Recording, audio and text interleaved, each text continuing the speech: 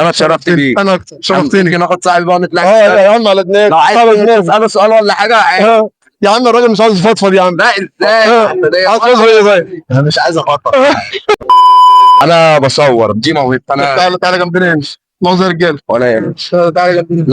لو اللي بيتفرجوا علينا ان شاء الله يعرفوا الصغير شاكر الزعامه. انا بصور له فيديوهات وكده، بعمل له فيديوهات. انا معاك مخرج مؤلف تصميم فيديوهات صور اديت مونتاج. وجبه من الكانتين اللي مش عاوزين تقربوا له ابدا، وترابيزات بلياردو وبنج. طيب فضفض بقى كده، قول للناس ايه اللي مضايقك، ايه اللي مزعلك، اللي مضايقني بصراحه اتكلم. لا اوعى بس اوعى تخش في لا مش عارف بلاش. ماشي، هو مش هي السياسه كده دي سنه الحياه. تمام. لكن هي الدنيا البشر بيتغير وبيتقل خيرها بيتقل. انت فاهمني؟ كل لما الايام بتعدي كل لما الدنيا بتقل بركتها بتقل خيرها كده. يعني انا الناس اللي حتى اللي بيجوا يتصوروا هم المفروض يجوا يفرحوا ويتنزهوا كده، بيبقوا حتى انا بحس جواهم حاجه. تمام فاهمني؟ تمام. يعني مش عليا انا بس، لا ده عليا وعليك وعلى الناس كلها. طب انت هنا ايه اكتر حاجه مضايقاك هنا في المنطقه هنا مثلا؟ لا انا بالعكس، انا مش زعلان غير ان هم بيبيعوا حاجتنا الناس اللي بره يستثمروا فيها. فاحنا بالعكس شباب بلدنا ممكن هم اللي يعملوا حاجات كتير قوي حلوه تنفع بلدنا وتنفعنا احنا ذات نفسنا، بدل ما احنا اللي احنا نخرج بره نشتغل وكده. انت فاهمني؟ حلو. بدل ما احنا اللي نتشحطط. انت فاهمني؟ نبقى هنا في بلدنا احسن. وفي ايدينا اللي احنا في ايدينا كنز، هم بيفرطوا في الكنز ده. طيب ما ممكن مثلا هم شايفين ان ده احسن؟ لا. انت اصلا منين؟ انا اصلا من هنا، من القناطر هنا؟ جزيره الشهيد. ما الجزيره هنا بتاعي ما جوش ناحيتها اصلا. لا خلاص، هم بيقولوا ان هم خلاص، بس مفيش حد هيقدر باذنك انت يا رب. على خير يا عم. انت خير. لا مفيش حبس ولا حاجه. انت هتيجي تطلعني من الحته اللي انا عايش فيها فوق ال 100 سنه، فوق القرن. انا فوق القرن قاعد فيها. تيجي تطلعني منها؟ لا.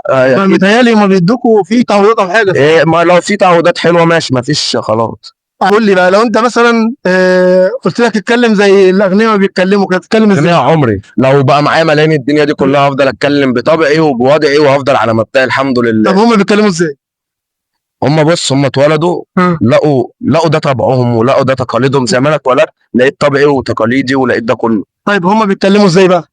قلدهم كده؟ انا مش هقلدهم لان انا ما اتعودتش ان انا اتكلم زيهم، بس انا اعرف اتكلم مع حضرتك باحترام.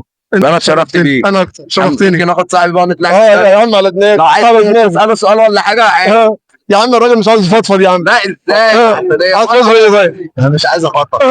هي الدنيا كلها متفضفضه.